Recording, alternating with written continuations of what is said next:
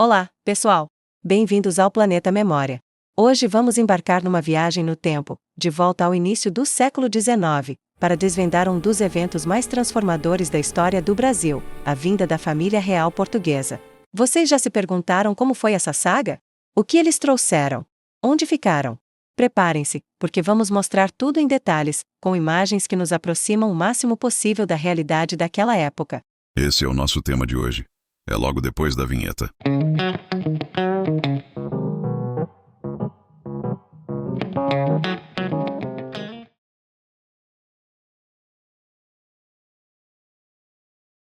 Tudo começa no cenário caótico da Europa. De um lado, tínhamos a França de Napoleão Bonaparte, expandindo seu império e impondo o bloqueio continental, uma ordem para que nenhuma nação europeia comercializasse com a Grã-Bretanha.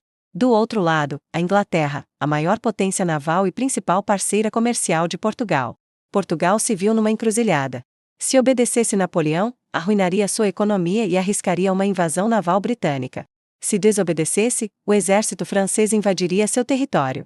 Uma decisão impossível, certo? Foi aí que surgiu uma ideia audaciosa, que já vinha sendo discutida há décadas: transferir toda a sede do Império Português para sua colônia mais rica, o Brasil. A pressão aumentou.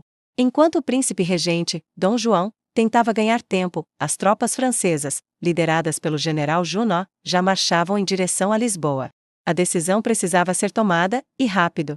Com o apoio secreto da Inglaterra, que viu nisso uma oportunidade única de garantir seus interesses comerciais, o plano foi colocado em prática.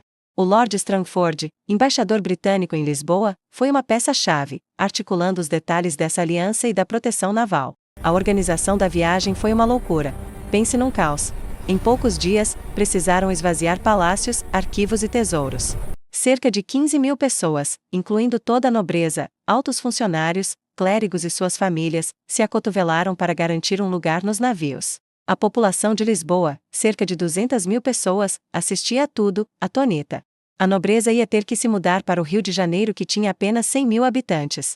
No dia 29 de novembro de 1807, sob uma chuva torrencial, a gigantesca esquadra com mais de 40 navios partiu, literalmente um dia antes das tropas de Napoleão chegarem à capital.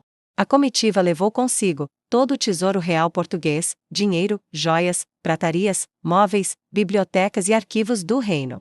Levou o Banco de Portugal, caixas com moedas de ouro e prata. Levou diamantes da coroa, alguns muito grandes. Levou obras de arte, tapeçarias, porcelanas, etc. A frota era escoltada por navios de guerra britânicos, comandados pelo almirante Sir Sidney Smith, garantindo a segurança contra ataques franceses no Atlântico. A travessia do Atlântico foi tudo, menos um cruzeiro de luxo. A viagem durou quase 2 meses e foi marcada por tempestades violentas que dispersaram a frota, superlotação, falta de comida e água potável. E um surto de piolhos que obrigou as mulheres, incluindo a princesa Carlota Joaquina, a rasparem a cabeça. As condições sanitárias eram péssimas. Para piorar, muitos caixotes com bens valiosos, livros e documentos se perderam no mar ou foram danificados pela água. Foi uma verdadeira prova de resistência.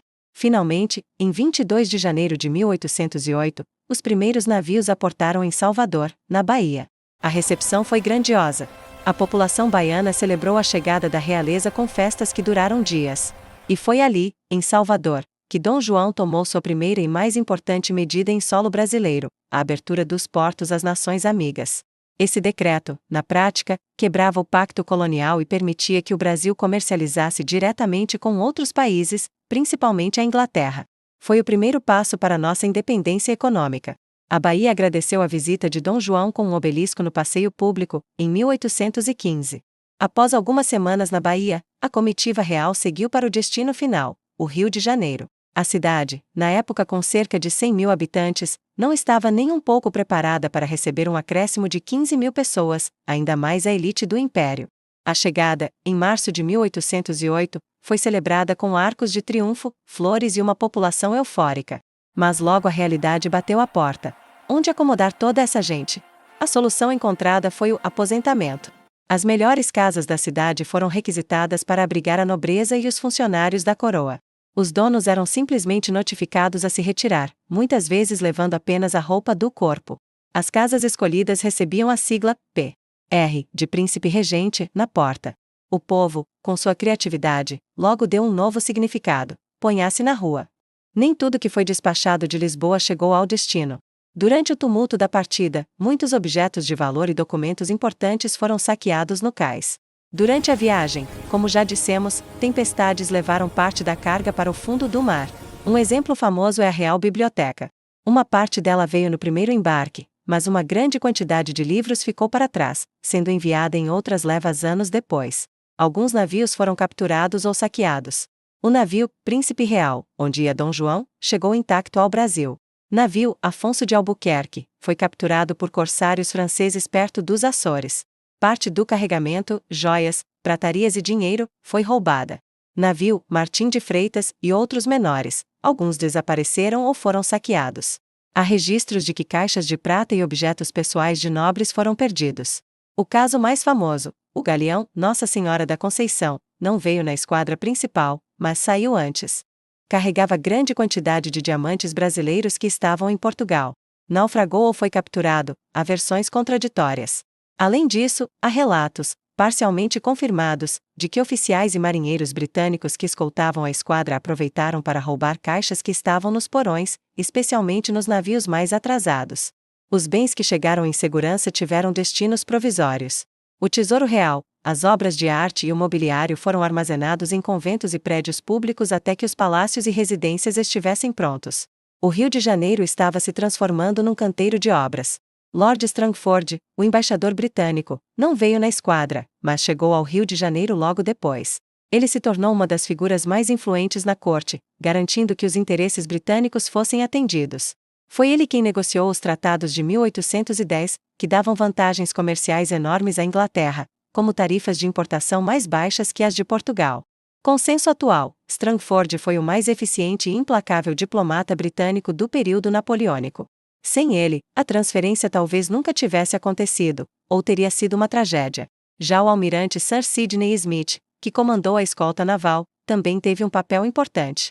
Ele permaneceu no Rio por um tempo, influenciando decisões militares e estratégicas, sempre de olho nos movimentos franceses na América do Sul, como na Guiana Francesa. Smith era tão vaidoso que mandou pintar seu retrato com a esquadra ao fundo e a legenda Salvador da Casa de Bragança, retrato que ainda existe no Museu Marítimo de Greenwich. A chegada da família real foi um evento que virou o Brasil de cabeça para baixo. Trouxe o caos, a superlotação e os privilégios, mas também deu início a uma modernização sem precedentes. Muitos objetos vindos da coroa portuguesa ainda estão no Brasil hoje.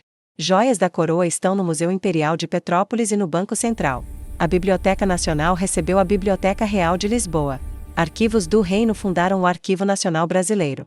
Móveis, tapeçarias e pratarias ficaram nos palácios de São Cristóvão, destruído no incêndio do Museu Nacional em 2018, e em Petrópolis. A criação do Banco do Brasil, da Imprensa Régia, do Jardim Botânico, das escolas de medicina e da Academia de Belas Artes foram legados diretos desse período. A presença da corte no Rio de Janeiro acelerou o desenvolvimento urbano, cultural e econômico, e plantou as sementes que germinariam, anos mais tarde, na independência do Brasil. E aí, gostaram dessa imersão histórica? A vinda da família real é cheia de detalhes fascinantes e controversos que moldaram o país que somos hoje. Se você curtiu o vídeo, não se esqueça de deixar o seu like, se inscrever no canal e ativar o sininho para não perder nossas próximas viagens no tempo. Comente aqui embaixo o que você achou mais interessante nessa história. Muito obrigado por assistir e até a próxima!